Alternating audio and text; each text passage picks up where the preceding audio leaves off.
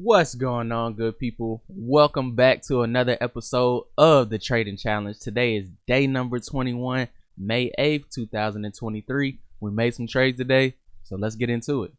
So coming into the session, my goal was to just trade my setups and to trade my setups properly. That's all I wanted to do, and that was my main focus. So let's start our analysis a little bit before the market opens. Let's start in the pre-market. Now, we actually had a bear channel that was trending down for a good amount of time in the pre-market. And then as we come over here to 9:30 when the market opened, we see that immediately we had a spike back to the top of the channel. And then from that point forward, we just sold off very hard at the open, which is very interesting because we've seen some of those similar patterns last week also. So that's just something to keep note of as well. And then off of that big sell-off, we see a reversal to the upside where we have a higher low that gets established. So this is one of my favorite setups. When we have a downtrend that sells off, we have a sharp reversal that leads to a higher low. I like to go long based off the support level for that first higher low that gets formed. So I want to see prices come back and retest those levels. So that's exactly what I was able to see right here. So we had that initial move to the upside. This red candle and this green, when they form both together, they create a higher low. So literally on this next candle, we actually opened right here above the closing price for the candle that we established a higher low on.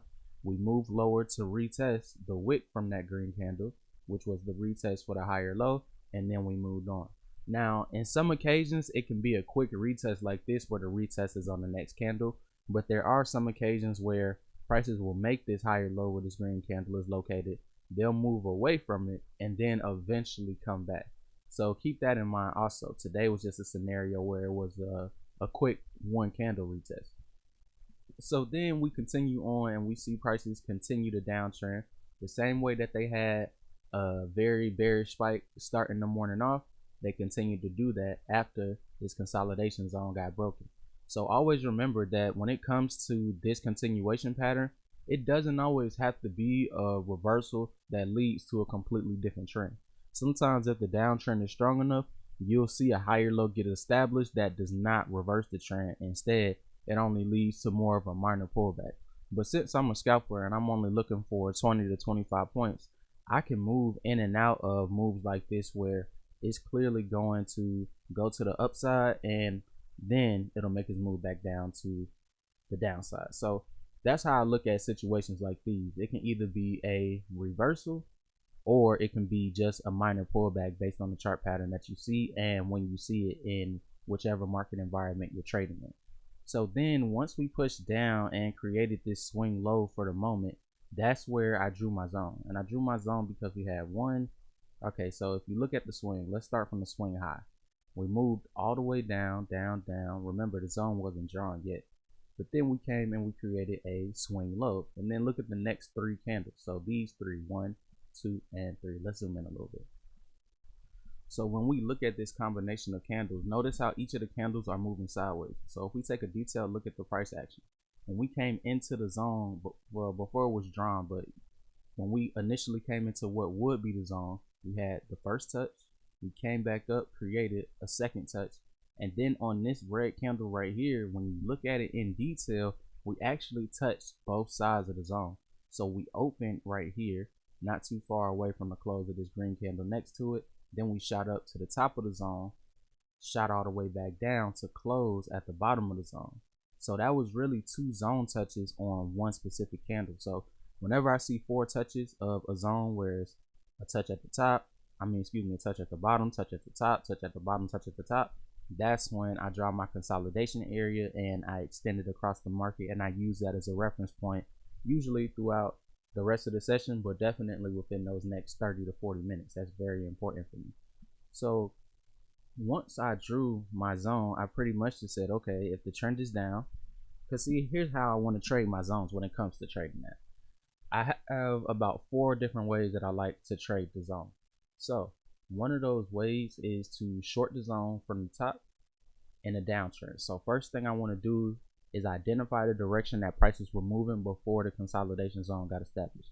In this scenario, we were moving down. So that tells me that when the zone does get established, I only want to take entries from the short side and I only want to short the zone from the top. So that's what I was looking for when it came to trade 2. I was expecting prices to come back to the top of the zone and then eventually make their way back down, because whenever a zone gets established, my mind automatically starts to believe and starts to think that a range is going to continue to be a range until it's a strong enough price movement to actually break the range, and that's usually how it goes. So that's what I was thinking at trade 2. So I think my entry, well, my idea for my entry was pretty solid. It lines up with my trading plan. The only thing is, I think my entry could have been a little bit better, and I say that because I used a resting order to get into this position. So I already had my order sitting up here as prices were coming into this area. Now I think one of the things that I've learned how to do over time is that if I have a decision that I want to make and an entry that I want to go short on, I don't necessarily want to just put my order there at first. I want to see prices come up to that level, and then I want to see how they react. So if they come up to that level, we'll push through it and then come back into it like they did at trade 3, then that's when I want to go short. I don't necessarily want to catch the short trade on the way up. I want to catch the short trade when it passes my entry target that I thought about going short on, and then I see it come back and push back down into and past my original entry price that I was thinking about. Then that's when I want to get into the short. So I think that's what I learned right there at trade 2. You don't necessarily have to always put your order in the market and have it waiting. You can make a manual decision that you can make on your own rather than just putting the order up there. So we pretty much talked about trade 3 also. I went short right here as prices came back into the zone. Now, I was expecting prices to come all the way back down to the bottom of the zone. So when they actually came back to the top without going to the bottom, you see how right here where this higher low got established, they only came back to the midpoint of the range. So I moved my stop to break even once they hit the middle of the range, and it came back and stopped me out at break even, which that's okay with me. Now on trade 4, see, this is interesting because remember when I said I came into the setup, my goal was to trade the setups that I know and to trade them properly. Now that's actually where I went wrong on trade number 4, because this is the exact same setup that I took from before.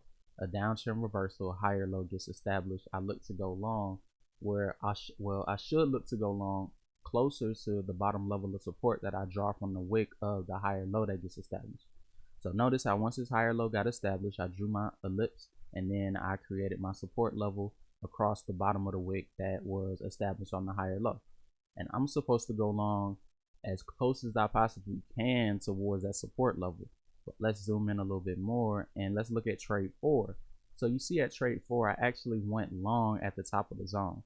So once I saw the reversal right here, I saw the higher low, I knew exactly what I was looking at, but I got a little bit too excited because I saw prices moving away and I just said, you know what, let me get it before it moves off without me. But that's not necessarily how I want to trade this setup. I always want to wait for prices to come back down and give me a retest of that support level for that higher low.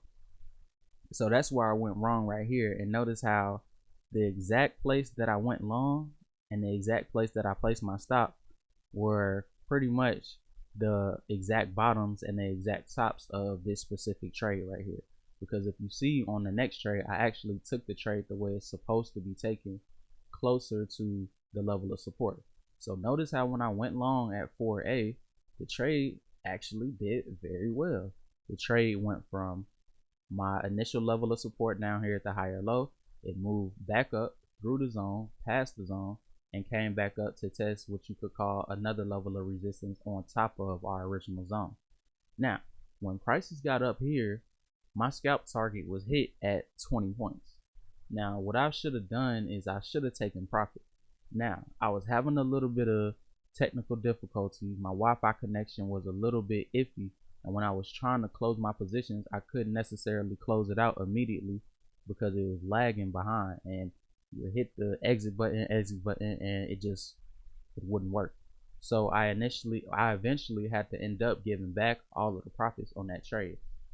Now I could sit here and say that it was technology's fault, but at the same time, I knew that the Wi-Fi was messing up a little bit on trades 2, 3, and 4. But I was like, why is it kind of moving a little slow? But I had a decision to make at that point. I could have said, if my connection is slow or the platform isn't working, whatever it is, I have a choice about whether or not I want to continue trading or just stop for the day or stop until whatever is going wrong gets back to being right again. I had that decision, but I continued to trade. So even though I was having technical difficulties, I had a choice about whether or not I wanted to stop, and I continued to trade. So I think that's the risk that was associated with continuing to trade when my overall trading setup has some flaws in it. So I just think that's a lesson that's been popping up, not too often, but recently enough where it's something that I need to also add to my trading plan. Technology is a thing, and it's important because if you're relying on a Wi-Fi connection and a platform to be able to trade, you need both of those things to work. So you need to make up a contingency plan if those things are not working. So that's one thing I'm learning also. It's not always about just the candles and your setups and technical analysis and whatnot. It's also about your overall trading environment. So I think that's important too. So let's continue moving on. Now, remember, I told you I had a decision about whether or not I wanted to stop until the technology got right, but I chose to keep going. And a lot of these trades, they suffered because of that reason. So on 4B, let's go ahead and go back to the notes real quick. So on 4B, I shorted as prices pushed into the zone, but I didn't take profits at the bottom of the zone. And that actually became a very common occasion throughout today's session, not only because of my own stubbornness, but a little bit because of the technological difficulties that I was having. I was trying to close these trades out manually, but they will only let me close it out where my take profit was. So very tough for me right here. So I initially shorted at 4B. Now when prices came back to the bottom of the zone, that's where profit should have been taken, but because of the reasons I was talking about before, they just weren't able to happen. Now 4C, that was on me. That was not a technical difficulty type of situation. Right here, this was my perfect setup. Prices came back down to what I already had established as a clear zone. Remember how before I drew the zone when we made a swing low and move sideways? We did the same thing here. Notice how we established a low and then we moved sideways a little bit, came back down and made a double bottom. So right there, I should have been long and I should have held my trade to the top of the zone. That trade would have worked perfectly, but I was a little bit skeptical and I wasn't quite sure if I should hold on to the trade, and that's something I'm still working on. Sometimes I take great trades and I hold it to where I'm supposed to, but sometimes I still mess up and I gotta get better at that. So 4C is a great example. So then let's move on to trade 5. So once we come back up to the top of the zone, I do what I'm supposed to. I short the top of the zone in expectation to take it back down to the bottom. Now my entry was great. I shorted right here at the top of the zone. Now my exit was very poor because I should have been able to close prices out or close the trade out when they were at lower prices at the bottom of the zone. That's my ideal exit when it comes to zone consolidation trade. Now I still wasn't able to do that, and that's just me dropping the ball and not executing my trading plan completely. It's not just about having a good entry, it's also about having good management while the trade is open, and then having a good exit to close the trade out. All three of those things make an important difference, and you need to have all three if you want to have your best trades on a consistent basis. Now on trade 6, this was just a bad trade by me because once prices pushed back down to the bottom of the zone after trade 5, notice how they kind of just hesitated and stayed down here at the bottom of the zone for a while. So I was thinking that, okay, we were already in an overall downtrend where we had one leg, two legs, and then this was the third leg. So I'm expecting for prices to create a fourth leg to the downside once they had 1, 2, 3, 4, 5, 6, 7 candles where they failed to push back to the upside. They tried on this candle and on this one, and they weren't able to do it, but they finally did it at 6. So I think that right there, when it comes to me trading the zone, is actually one of the examples of how I can get tricked into a bad position. Because no matter what, one of my rules is to always short from higher prices. Now in the market, sometimes it may seem very appealing, but most of the time I don't want to take those patterns if I'm expecting a breakout. I'm just not a breakout trader. I'm a zone trader. I trade from the bottom of the zone to the top, from the top to the bottom. And then when prices break out and it's a clearly established breakout, that's when I get back on to the breakout movement. But I never try and anticipate a breakout because things like trade 6 end up happening to me. So that was just a bad trade by me, just not following the trading plan, shorting from the bottom of the zone instead of where I should have shorted from, which was the top of the zone. But notice how on trade 7 I came back and I did the right thing as far as my entry goes. So I shorted right here at the top of the zone like I should, and then I was supposed to take prices back down to the bottom and get out at the bottom. But I think my problem with taking profit at the bottom is that I'm always trying to see if we can get that one extra push out of the zone as a false breakout where I can get a couple of extra points on each trade. But it's really not about getting extra points. The market is giving me an opportunity. I need to take the opportunity that's there in front of me, not what I want to be there. I just take whatever I get and not exactly what I want, because I can't force the market to do anything. I have to trade in line with the market. So that's what happened on trade 7. Just good entry, but poor exit on my trade that left a lot of points on the table. And if we look at trades 4B, 4C, 5, and 7, those should have all been good trades that should have been profit that was netted. Now trade 6, I just would have took that loss because that was just a bonehead decision. But 4B, 4C, 5, and 7 should have all been winners. So to only come away with half of one good trade that we got on trade 5, that's just not the optimal way to trade that entire scenario and that setup. So I think what I learned from this morning session was to believe in my setups and to trade them the right way. It really comes down to those two goals. Only trade my best setups and trade them the right way, and I have a very good chance of being successful. So all of these things that I'm telling you now, I thought about that throughout the day, and then I came back at the close. All the technological issues were resolved and I could just focus on trading. And let's talk about that session. So this was the afternoon session.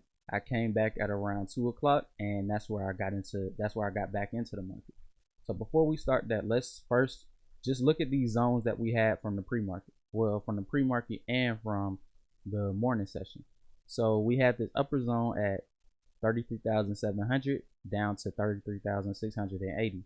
Now notice how when we go back over to the afternoon session, that was this same zone at the top that we're trading. This zone was not able to be broken all day long. So that was the top side resistance for the entire session. And this zone down here at the bottom is the exact same zone at the bottom in the afternoon. So now let's get back into our analysis at trade number 8. Let's pick back up. So let's go ahead and go to our notes up here. So trade 8, I went short expecting the top of the range to hold. I was too early here. When prices spike back through your entry price, you take the same trade again. So that's actually one of the things that I definitely like to do, but I failed to do it on trade 8, where, okay, I had an idea about the market forming a lower high right here because we had this swing high. We came back up, tested the bottom of the zone, and we sold off. So I'm like, okay, that's my lower high. So remember how I was telling you about how I look for a downtrend reversal and a higher low that gets established, and I go long off the support level of that higher low. Well, when it comes to a downtrend, when it comes to an uptrend being reversed, I use the same setup, just the exact opposite. So I'll look for a lower high to get established after an uptrend, and then I want to draw a line of resistance over the top closing price of that lower high, and then I want to see prices come back up to the lower high, retest it, and then that's when I enter my short trade. So that's what I did right here at trade 8. But I was like my notes say, I was way too early, and that happens sometimes. Sometimes I'm a little bit early to the party. Now when prices came back up and made this, I guess you could call it, false breakout at point A where the swing high was created, once they came back down past the level of support and they spiked past my entry price again, that's where I'm supposed to take that short entry. So even though I did take a loss on trade 8, when they come back, I'm supposed to get back in. So just not the best execution of my plan right there on trade 8. So as we move on, so let's talk about the market context also, because that's important right here as well. So remember how I told you this top zone right here from 700 to 680, was the top level of resistance throughout the entire day.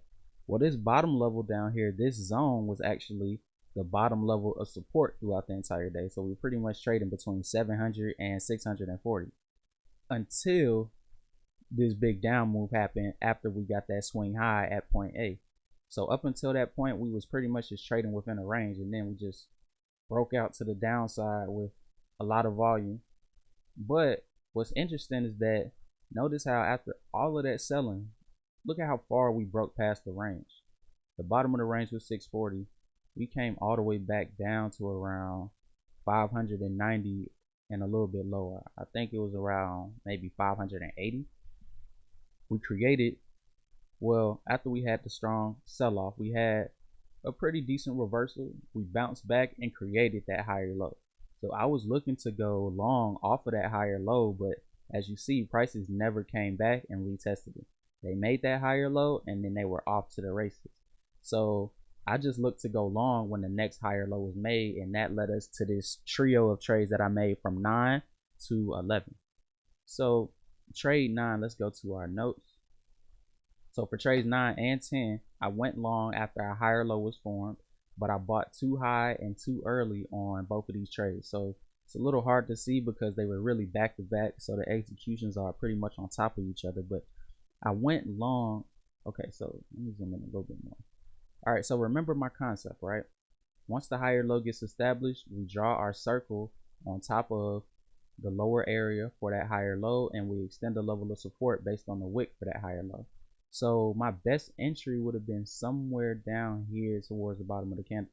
Now the blue triangle represents my long entry where I went long on this trade. So look at where I went long and I bought it at. I bought it at higher prices within the higher low.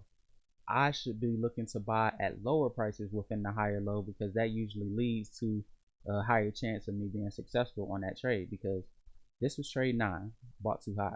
This was trade 10. I actually bought a little bit lower, but I was a little bit too hesitant and I was scared to hold on to it because this down move was still scaring me a little bit. I was like, man, what if these higher lows get reversed? Because sometimes it does happen like that. Not often. I would say maybe 2 times out of 10 you get higher lows that don't continue up, and you're like, what? How? But most of the time when you get those higher lows, they will move up. So you just want to make sure that you trade it the right way. So I need to go long from lower prices. And that's actually what I eventually was able to do at trade 11. So let's go back to the notes. On trade 11, I went long based on the same idea from trades 9 and 10. I held the trades back to the support level of the zone above from earlier in the session. So I was finally able to get the trade right at trade 11. So look at that entry. That's pretty much what the entry should be. Going long as close as you possibly can reasonably to the level of support that you drew from the higher low. So that's what I was able to do at 11. Now usually I take my targets up to a 20-point scalp target, but in this scenario my theory was if the zone was already established throughout the entire session and it held up, and then we had a false breakout, and then prices came immediately back into the zone in the range that we've been in all day, I pretty much expect them to continue moving to the top as long as the momentum keeps moving to the upside. So that's why I held this trade for so long on this occasion. And as you see, I actually could have held it all the way back up to the swing high, because remember how I told you guys the whole entire day was a range from 700 to 640. So I could have held it all the way back up to 700, but I made about 50 points on this trade, so I'm not complaining. That's a good one for me. Almost double what I usually get on my scalp trades. So then that leads us to trades 12 and 13. So let's go to our notes. So I shorted here expecting for prices to immediately drop after not breaking the highest level of resistance for the day. My lesson that I learned was to short from higher prices. Remember I told you guys about that earlier, where if I'm looking to go short, I just have a higher probability of being successful if I short it from higher prices, because I trade with a tight stop. So if I'm shorting from lower prices, it's not that the move won't work. On trades 12 and 13, it just didn't work. It was a bad short. But there will be occasions where I short low and prices come back to where my stop was. They stop me out and then continue moving on without me. Now, that means that I was right about the idea but wrong about the entry. So for me, because I trade with that tight stop, I just cannot be wrong about my entry. I have to get into the trade from the best possible areas, and every time I take a loss like 12 and 13, it just reminds me of that once again. So that's exactly what went on at 12 and 13. Just shorting from lower prices is usually not a recipe for success unless you want to have a wide stop. And since I'm not willing to do that, that's not action in the market that I need to continue doing. So then let's talk about trade 14. So notice how from trades 12 to 14, we pretty much came back into the zone and reestablished it. So that was another thing about 12 and 13. If this was originally a zone, I shouldn't be trading from the bottom of it anyway. So just another note to add to that trade. Now at 14, I got back into the right mindset. If we're in a zone and it's clearly established, I want to short the zone from the top. That's been resistance all day long. I don't want to go against that. Who am I to say that prices are going to break out? If they haven't broke out all day, then hey, I'm just going to assume that they won't until they do. So on trade 14, I went short at the top of the zone, but when we look at this trade, it's very similar to the trades from the morning where I didn't get out at my best price. I can't blame the technical difficulties during the afternoon session. Everything was a-okay, running as it should be. This was completely on me right here. I should have exited at the bottom. And you see on trade 15, I actually added to this position. So I had 4 contracts instead of 2, and I had a great profit at the bottom of the zone. But I said, ooh, what if I could get more? Because I was thinking that because we've been trading at the top of this range at 700 all the way down to 640, I assumed that eventually we'll break from 700 all the way back down to 640 again. But I think I was trying to plan a little bit too far ahead. I should have worried about where we were at first. First worry about getting to the bottom of the zone, then worry about the next zone once we cross that bridge. So that's just me being a little bit too excited. You know, you got to take what the market gives you always. So on trade 16, I came back and I made the right decision this time. So I actually entered short at the same prices that I went short at from trade 14, and I took it all the way back down to the bottom of the zone and did what I was supposed to do, and I took profits, and that led to a good trade. Now on 17, had a good entry, shorted from the top of the zone, took 2 contracts. So these weren't 2 and 2 that created 4 together. These were actually 1 and 1, because initially when prices moved away, I thought they were going to move down to the bottom of the zone without me, but I wasn't quite sure. So I used half of my position size. So I put 1 contract on right here and then added another one when they came back up to my original price that I went short at from 14 and 16. So I had 2 contracts right here on 17 as normal. Look where prices came back down to. Bottom of the zone. I should have took profits right there, but I ended up getting stopped out at break even right here where my entry was. So great entry, bad trade management, bad exit, and I'm leaving money on the table. That's something I gotta work on, man. But then we look at trade 18. I did it the right way. Shorted from the top, took it all the way back down to the bottom, and had no hesitation in getting out right here. Now on trade 19, this is actually where it starts to become interesting, because you remember a few trades ago, I told you how I don't want to short from the bottom of the zone, but only in certain scenarios when it actually makes sense, because there will eventually be a breakout from a zone, and you have to study breakouts enough to know exactly what the breakout is and what the false breakouts are and how to establish the difference between the two.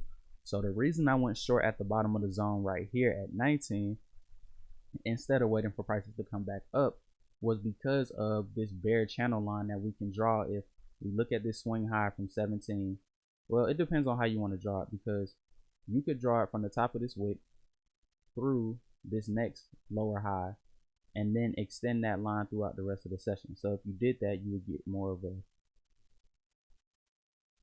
that type of sloping line. And if you look at that sloping line, we really establish that bear trend line right here where I entered at trade number 19. So that was my philosophy on that one. I'm like, well, if we're creating lower highs within the zone, we should eventually be able to push back down. And when you also add in the fact that we're at the top side resistance for the day, that makes a whole lot of sense. So that's actually what I was looking for on, I was it trade 17 where I said that I was thinking 3 steps ahead. I think that's what I was actually looking for, and then it finally came to fruition on 19. So that's an example that shows you that it's not always just about having the idea. The idea and having the right idea is a good thing, but you also want to make sure that you execute the idea the proper way, because if you don't, remember, you can still take losses. So that was my line of thinking at trade 19. And then once I took it from the top of the once I took the short from the top of the channel, I took it all the way back down to the top level of resistance from the zone that we were in earlier in the session from the morning time. So then I looked at trade 19, I looked at that as a breakout. So once we broke out, I expected prices to come back and retest this level. Now normally a breakout should come back and retest the support of the zone, well, what used to be the support level of the zone that was broken out from. So that's what you would usually expect. But in this case, remember that we had a bear channel. So if you were to put that bear channel back up here, it would intersect with this green candle right here. That's exactly where the channel would pass through. So I was looking at that and I was saying, if I shorted it from the bottom of the support level for the zone, I think that I would be getting in a little bit too early, because the channel level is up there. It should come back and test the channel, which means it should come back into the zone. So that's the reason why I didn't put my entry right here as prices came back into the zone the first time. Remember, we were talking about that from my earlier trades. I actually adapted that and used it for trade 20 to actually have a better entry. So instead of just having my order sitting right here, I wanted to see how prices reacted when they came to this level. So I saw them push through, they tested the channel, moved away from it. On this candle, they pushed past the zone a little bit, but closed right at the support level for the zone. But then on the next candle, they came back up into it. And as soon as they got back down below the zone, I shorted it in expectations that the breakout retest would be successful and that they would come back down and retest the area that they just came from. So that's exactly what happened. I was able to take the short trade off of the breakout retest and take it right back down a little bit further than where I took trade 19. So 2 good trades back to back on the same idea. So that's pretty good for me right there. And then let's talk about trade 21. So I went long after prices created a higher low right below the zone, and then I exited at the top level of the zone. So that's something very interesting that I've been observing over these past maybe 3 to 4 weeks, is that whenever you have a zone that had a breakout, so that's the breakout that occurred on 19 and then 20, right? When prices come back up to that zone not too long after a breakout happens, so they broke out to the downside and they come back up to it, and then they start to create a higher low right below the zone. That higher low would usually give you enough momentum to see prices come back up into the zone and at least retest the top. Sometimes it'll have enough momentum to keep going and establish a stronger uptrend. But remember that in this scenario, the top side resistance up here at 700 hadn't been broken all day. So it was more likely that the higher low would probably just create enough momentum to push prices back to the top of the zone, and that's it. So that's the theory that I had going back to trade 21. And what's interesting, like, where is it? I just saw this pattern the other day. Where is it? There it is. Okay, so this was from May 1st, 2023. So literally 7 days ago last week. Look at how at trade 20, once prices broke out past the zone, they came back to retest this swing low from earlier. They tested that, came back, hit the bottom of the zone. People probably were expecting, oh, okay, this is the breakout retest to see prices continue back down for another swing to the downside. That wasn't the case. Instead, let's zoom in. So instead, they created this higher low right below the zone, which had enough momentum to carry prices. In this occasion, they didn't come all the way back up to the top of the zone, not immediately, but they pushed back into the zone enough where it was a good long trade to be had, and I actually took that long trade on trade 23. So that was a week ago. And then to come back and see the same thing on the following Monday, that's just a very interesting coincidence in the market. And I think a coincidence that happens more than often. So it's just another representation of what could happen if you study the market. You'll see certain setups and certain patterns that repeat and occur over and over, and you'll have more confidence because you say, well, if I remember how it worked last time and this scenario is very similar, well, I should use the same plan pretty much. So that's what I was thinking when it came to trade 21. So prices hit the bottom, prices hit the top of the zone one more time. Of course, since I was resistance all day, they pushed off of it, back down to the bottom, came back up, retested the top of the zone. Now, once they pushed back down to 22, 23, and 24, I was expecting that prices would push back up to the top of the zone eventually because we were coming into pretty much the last, 10 to 15 minutes of today's session. The market closes at 4 o'clock. So I'm thinking that if they've been testing resistance all day, they'll try and test it one last time before the market closes. So that's what I was looking for at 22, but I bought too early expecting for the zone to hold up. It didn't work, took a small loss. On 23, I had the same idea as 22, but I bought too early and took a small loss. So 2 small losses back to back really equals 1 full stop loss.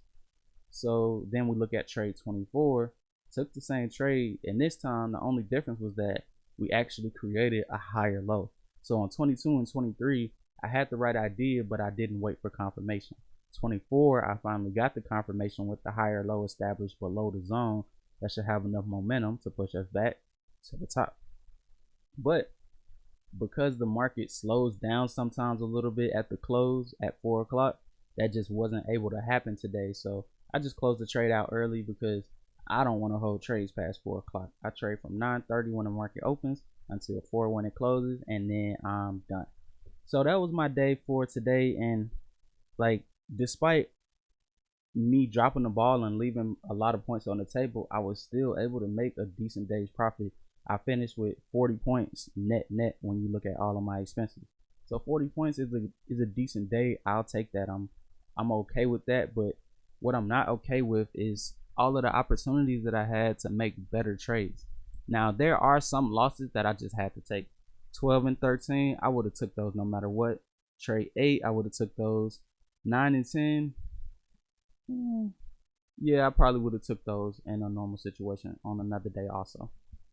But 17, profit that was left on the table. 14, it was profit that was left on the table. 14 and 15, so that's one trade, 2 trades where profit was left on the table. So that was in the afternoon session.